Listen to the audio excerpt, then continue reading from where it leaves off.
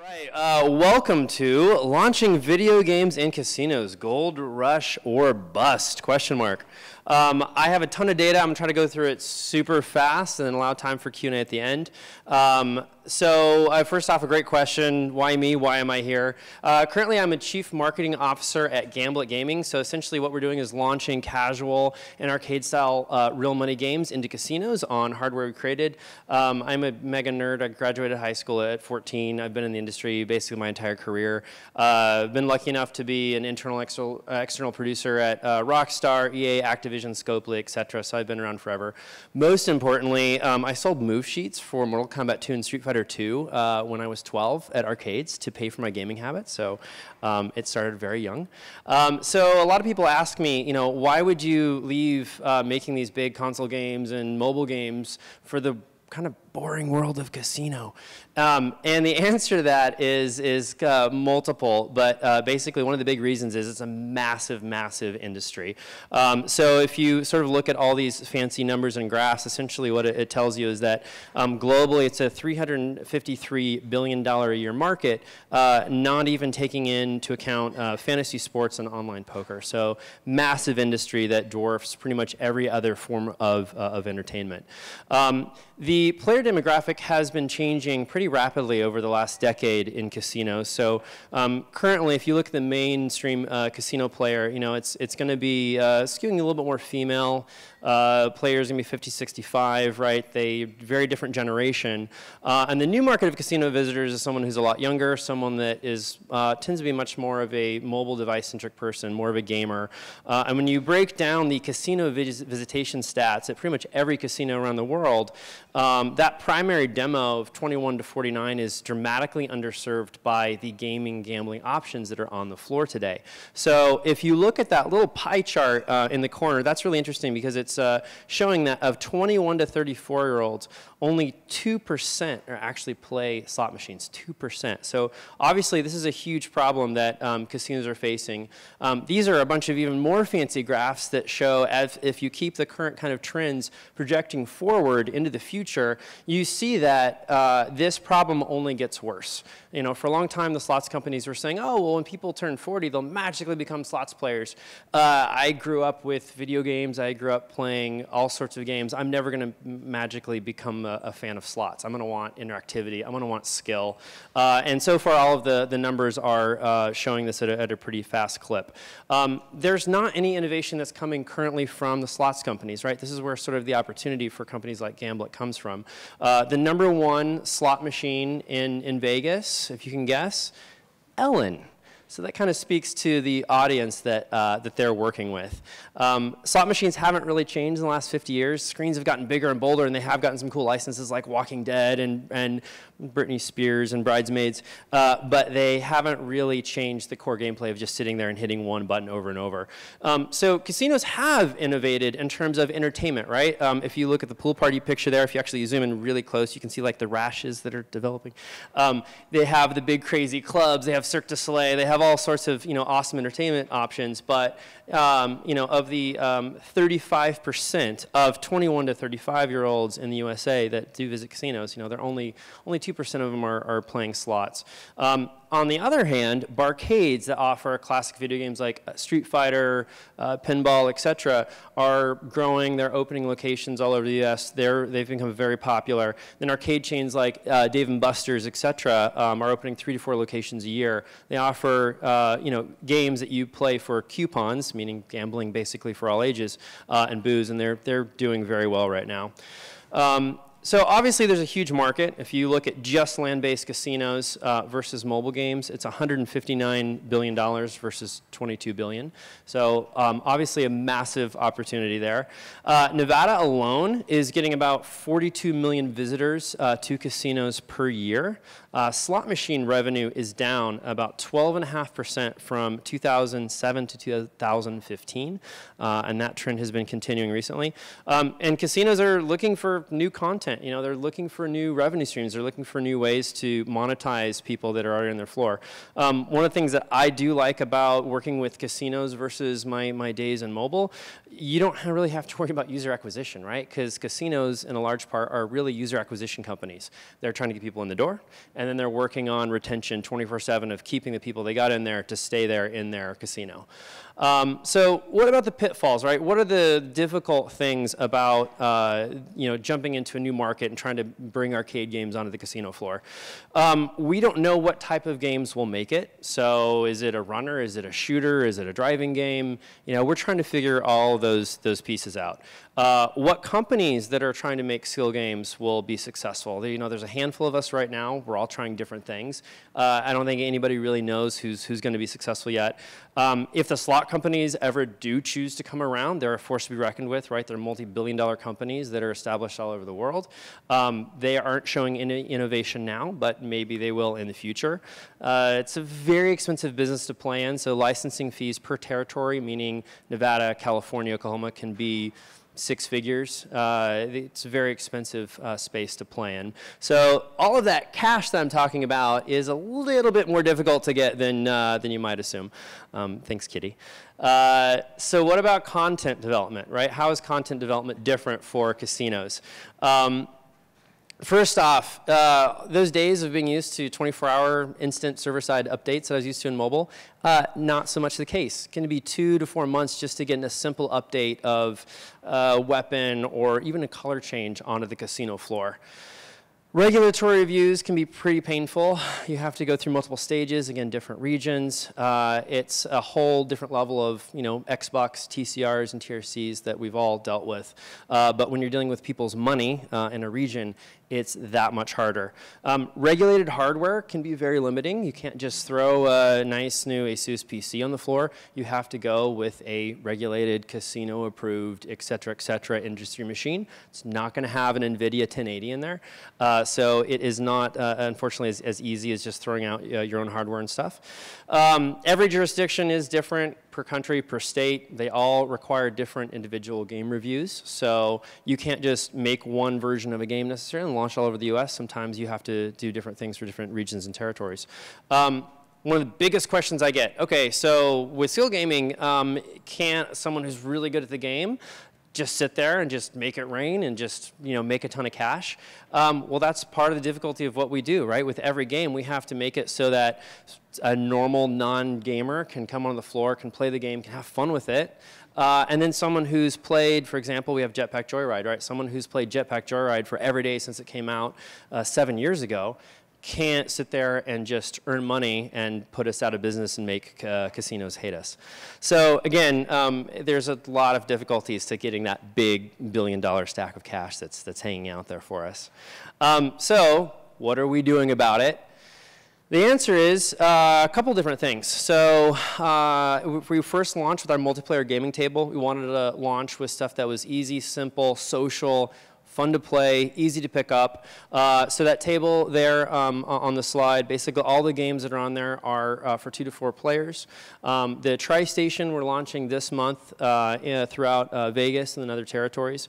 And that's where all of our single-player content, more like the traditional video games and stuff, go. All of our hardware that we make is multi-game machine. So with a slot, right, it's just Ellen or Bridesmaids or whatever. With us, every single machine, we can put new games, new content packs on there. For the old school arcade people in the audience, right? It's like Neo Geo model where you can constantly update new games. So once the casino has the hardware there, we can constantly put new stuff on there. So we are live at about 15 locations right now. We did our initial launch with the table in March. I'm calling it soft launch, test launch, basically, because we wanted to tackle the toughest market first, right, which is Las Vegas, Nevada. It's hard to get a license. It's difficult to get stuff on the floor. But it's also, you know, Vegas is the sort of worldwide hub of casinos and casino gaming. So we wanted to start in the hardest market and sort of prove ourselves there. So we've had ambassadors at each location on the the weekends to sort of help explain people how games work, and we've learned a ton. We've done about 4 live updates on the floor with the software so far, just in terms of improving monetization, retention, tutorial. We've learned a ton about customers and just sort of how they interact with machines, and you know, we're fighting a lot of difficulties now because we're a new company with new game types and new hardware. You know, I think if this was all coming from Sony PlayStation or something like that, right, people would be a little bit more willing to jump in and try something that's a new experience on the floor. What have we learned so far? So we've learned a ton. So far, we see that our players are much younger than a slots player, which is awesome, and I'll go into a little bit more detail on that next. So far, the majority of operators, meaning casinos, are seeing us as incremental revenue because the players that are playing our games are not slots players, meaning that we're a new source of revenue for a casino, which is massive and rare. And our player quality experience is very high. We do exit surveys, so we've had about 5,000 respondents so far, and so far people are really positive about just being a new type of experience. It's something different on the floor. It's something they can play with their family. It's a type of game that they've never played before, but a lot of people do harken it back to kind of arcades. So that's been awesome. So to go into a little bit more technical detail, right now we are averaging a player that's around 36. This is again over, since we went live in March, over the last several months, over 5,000 respondents. And this has been huge because casinos have really struggled to come up with anything that brings that average age of a gambler, and especially anybody who's playing an electronic machine like a slot, down in age. So that's been a massive win that's proven out a big piece of our business so far. Going into average age group percentage, you can see that across all the properties there, we are strongest in the 30 to 39-year-old bracket. Again, proving out a lot of what we've sort of been preaching for the last few years since we started talking about what we wanted to do. One of the things that's been really great about trying to innovate an entire, very old, very established industry has been the press. It's certainly helped me keep my job a little bit longer. When we launched the Model G table in Las Vegas, the press outpouring was absolutely crazy. We garnered over 251 million impressions from that launch. That included stuff like USA Today putting us on the cover of their website, putting us in the paper. We're in the cover of the business section of Chicago Tribune, LA Times, we're in Wall Street Journal, New York Times. The press coverage has been really crazy, which is awesome when you're a younger company without a big marketing budget. One of the reasons that I come to all these conferences and talk to people is we have a strong belief at Gamblit that partner content is stronger than pure licensed content when you're trying to bring video games onto the casino floor. So what that means is, I've gone around to a lot of developers that I really respect and have made games that I personally love to play and said, hey, there's this new market opening up that's massive on the casino floor. We're trying to bring arcades back to life. I love playing Into the Dead. I love playing Catapult King. How about we add gambling as kind of a layer on top of that game, and we generate a new revenue stream for you guys, and we try this out together. So we've signed some fantastic partners. Into the Dead and Catapult King are actually a part of our launch lineup, so those are going to be playable on the floor later this month. And then we have some great games that are coming down the road very soon, like Jetpack Joyride and Doodle Jump and Breakneck, also from Pickpock, and a few other games that we'll be announcing later this year. So just as an example, here's what Catapult King looked like before we gamblified it. And then you can see there on the other side of the screen, what did we do to gamblify it? So we added in a casino bar, so you can see the amount of credits that you have, how much money you're winning. And basically the way the game works is the exact same game that you played on mobile, except now it's widescreen. And you essentially run a wager every time that you launch a catapult, and then every time that you kill a knight, you win an amount of cash back. So the gameplay is exactly the same, but we just essentially sort of brought it in. With Into the Dead, we've been working closely with Pickpock on that one, and essentially at the beginning of the game, you're going to choose how much you want to bet. The more you bet, the more stuff you get in the game, the more ammo. You start with a dog, which is awesome because you have a dog that kills zombies for you. And then once you start playing the game, you essentially get 3 missions. So it could be kill 100 zombies, pick up 5 weapons, clear 3 cornfields, survive a certain amount of distance, and depending on how well you do on those challenges, you win cash. So again, the game is essentially the same, but we've added challenges in there so you sort of know what you have to work for to try to win money. It's really clear to the user, and if you're a huge fan of Into the Dead, it's still the same game, right? We're not dramatically changing it, so you go to sit down and play it in a casino, and you're like, wait, what is this? This isn't the game that I've been playing for the last few years. One of the questions we get a lot is, what about eSports? We obviously think that eSports is huge. Now, I've been a hardcore gamer since I was a kid. I love playing games. I know that, especially at, in my 30s, my old ass cannot compete in anything eSports because I'll just be basically cleaned all over the floor. But I would want to have that experience. So the idea that we came up with was essentially using our existing hardware, create a platform called GSports, and essentially what we do is we take an original game that's a hit on typically console or PC, Steam, and we create a time-based tournament entry where you'll put in 20 bucks. That money will go into the top kind of scores on the leaderboard, and you'll play a non-gamblified version of the game. So we partnered with EQ Games for Road Redemption. And essentially, you play like a 3-minute race, and then you get scored at the end, and whoever has the top score at the end of that tournament, so it could be a 24-hour tournament, it could be a weekend tournament at a casino, you win money associated with that. So what works and what doesn't work for the type of games we're looking for? My thesis and the company's thesis has been, if it worked in a 1990s arcade, it's probably going to work well on the casino floor. You've got to assume that your average customer is going to be several drinks in. They're not going to want to sit through a tutorial. There's no saving. So stuff like Mario Kart, Tetris, Street Fighter, right? Stuff that's really easy to learn, pick up and play, has some depth, so you want to keep playing it. Versus a Clash of Clans, an RPG, that's just not going to work in the sort of arcade casino format.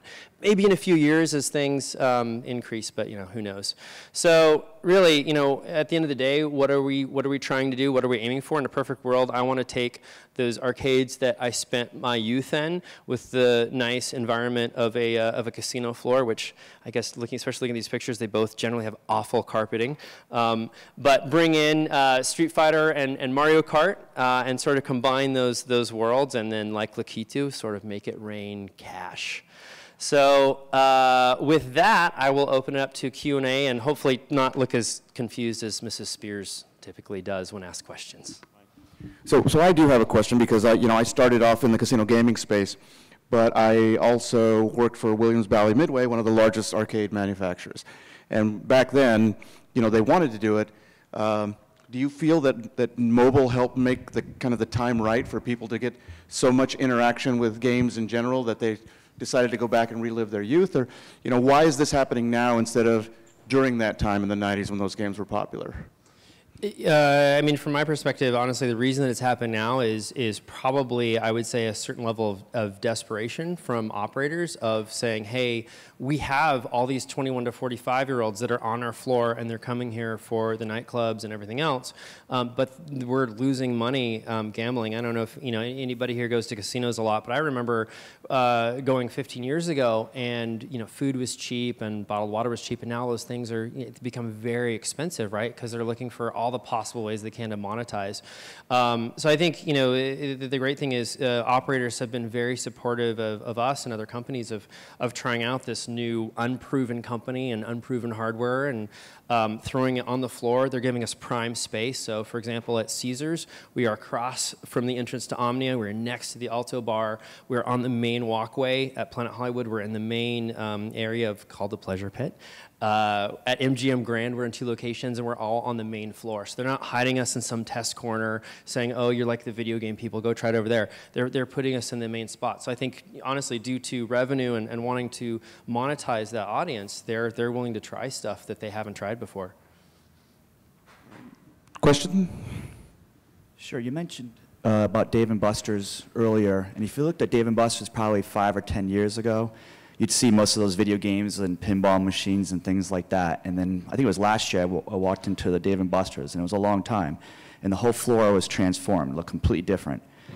10 years ago, the floor wasn't that busy. Last year, when I walked in Dave & Buster's, it was packed. So I'm wondering, are you taking any leads from that as well in the industry? Because I think you limit developers when you put them in a box, meaning, okay, this is the hardware we have on the floor, we want you to develop for it, but you're not allowing them to really be creative and step outside the box figuratively. And yet Dave & Buster's has proved it's worked well on the floor skill-based. Why can't we take some of that, what we learned on Dave & Buster's, and bring it into the casino, which would definitely attract a broader audience because it works today? You mean just in terms of like different game types, different hardware types? Yes. Yeah, I mean, I think we'll head there eventually. We're looking at some stuff for some of the games and stuff that might require, say, joysticks or buttons. You know, I'm a big proponent of fighting games. I don't think you can do a fighting game well with a touchscreen. I think, you know, so I think we will be doing custom hardware down the road. You know, this is our launch. This is early. We're going to learn a lot from it. And I do compare our business, honestly, to Dave & Buster's more than I do any slots company because it's the same demographic. It's proving the same things. And, you know, every Dave & Buster's, the most popular section of their business has been the mobile game section. So if you go there, right, it's Candy Crush, Doodle Jump, Crossy Road, Fruit Ninja. It's all these mobile games on these big screens, and people of all ages are crowded around it. So it's very much a thesis for what we're doing. Hi, Darion. Good presentation. Quick question. Thank you. Wide area network, linked games, team against team? So you do multi-property inside Nevada. Yeah, networking is something that we absolutely want to do. So we have the multiplayer experience at the table, but in terms of networking, you know, the Tri-Station or the other hardware together, it's really hard to do in a casino. We can't even have an internet connection, right, with any of the machines. So we will absolutely do it. We're looking at a few different game types of which to do it with. But again, it's like we have to do everything in stages. I would love to have all of that at launch. I'd love to have multiplayer Call of Duty right now. But you know, I think that stuff is going to come down the road as the technology matures, the awareness of the public matures, right? Because most people don't know about this. And so I think, you know, 1 to 3 years from now, you'll start to see more of like networked multiplayer type experiences. All right, question? So how heavy is the regulation that you guys face? I mean, you touched on it before, but I mean, if there was another company that wanted to get into space like what you're doing, what are the hurdles that they're going to have to face? And I see your smile, but I'm just curious as to, you know, what are they facing? I mean, there's so many layers. It's hard to answer. I will say that the regulators have been pretty great to work with in terms of we're actually part of a program called Nevada First, where we're allowed to essentially put software and rapidly iterate on the floor faster. And a lot of different states and jurisdictions have developed these programs because they know the need for content like us. It's the reason they passed the skill gaming law in 2015. So there's a lot of stuff that they are trying to push the bar forward. But that being said, there's a lot of things that all of our developers and us as a platform have to deal with that you don't have to deal with when you're not dealing with someone's cache. Right? What happens when the game reboots? You can't just necessarily restart them. You have to remember exactly where they were and what they were doing and the state of all of the AI. So there's a lot of layers there in terms of, you know, bet amounts, in terms of there's all sorts of sort of layers that you have to play into. As a publisher, we try to cover a majority of those. But yeah, there's a lot of things about playing in this space that make it, it's not an easy one to play in, and that's the reason there's only a handful of companies that are trying it right now. I think probably 3 or 4 years now, when the market's proven, there's going to be, you know, 10 or 15 gamblets. But for now, it's not an easy play. All right, Darion, thank you for a fantastic presentation. Thank you.